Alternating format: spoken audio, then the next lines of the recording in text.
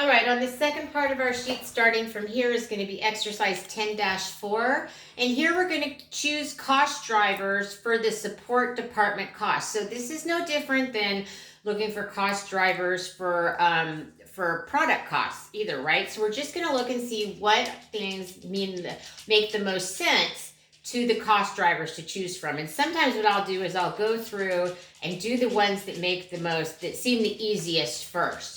So one of the things, so I kind of jump around. So like when I look at payroll accounting, well, our cost drivers are number of conference attendees, number of computers, numbers of employees trained, number of cell phone minutes used, number of purchase requisitions, number of sales invoices, number of payroll checks, and number of travel claims.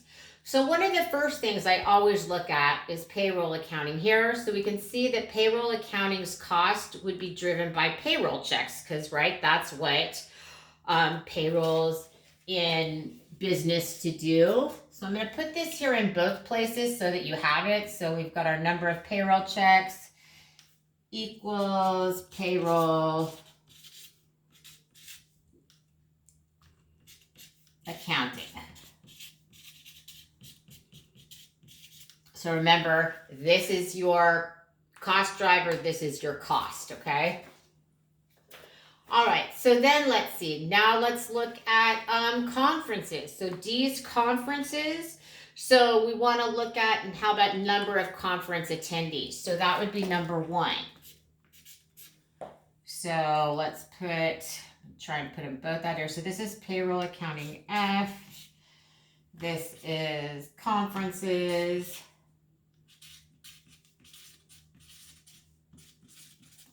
D. All right, so if we're looking at, So I did conferences D, payroll accounting. So let's look at number of computers. So we know we have down here computer support, so that would make the most sense there for numbers of computers. So we've got computer support.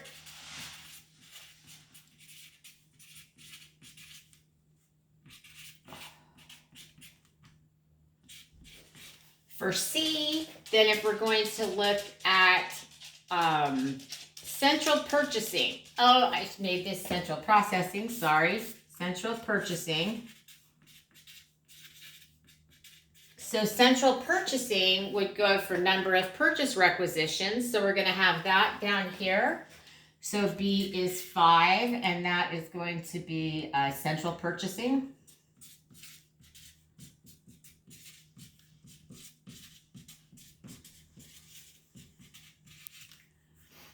That is B. Let's go with employee travel. So here we can look at number of travel claims here. So E is going to be 8.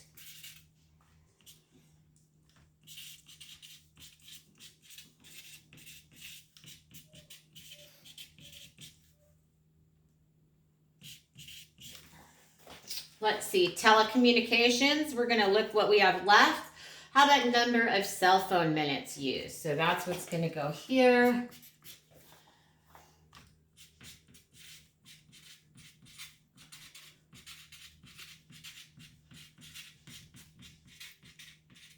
So that is G. Let's see, where are we at? Oh, we've got 2 left here. So we have training, and that's going to be the number of employees trained. So that's 3. Training, and that's H. And then finally we've got number of sales invoices, going to go with accounts receivable. So that's 6. So that should make sense, right? So if you're looking at accounts receivable, we're going to have accounts based upon our count on our sales resources, sales invoices. Remember, we do accounts receivable generally, not cash sales. For purchasing, for every one of our purchase requisitions, then we're going to have, that's going to drive that central purchasing, and so on and so forth. So that's how you complete exercise 10-4.